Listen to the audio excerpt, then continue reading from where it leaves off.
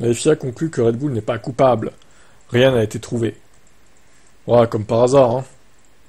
Quand on cherche, quand on cherche bien, on trouve, hein. Moi je dis ça, je dis rien. Cette enquête a conclu qu'aucune infraction n'avait eu lieu et a donc confirmé la position adoptée par la FIA lors du Grand Prix des États-Unis à Austin.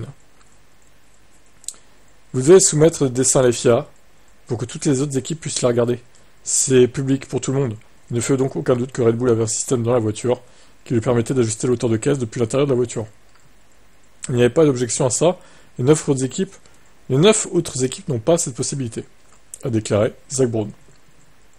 Bon, évidemment, les pros Red Bull diront oui, mais Zak Brown, c'est le rival de Red Bull, il n'est pas objectif, il veut les faire pénaliser, mais bon.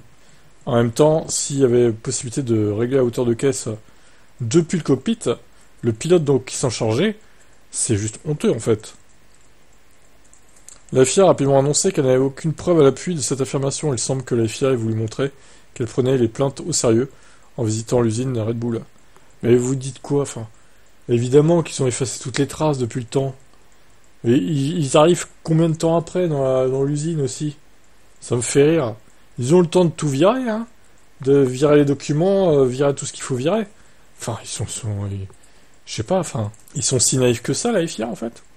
Ou ils font genre, ils sont naïfs, mais en fait, ils savent très bien ce qu'ils font, en fait, hein. Ouais, on va plutôt dire ça, hein. Bref, vous en pensez quoi de cette affaire?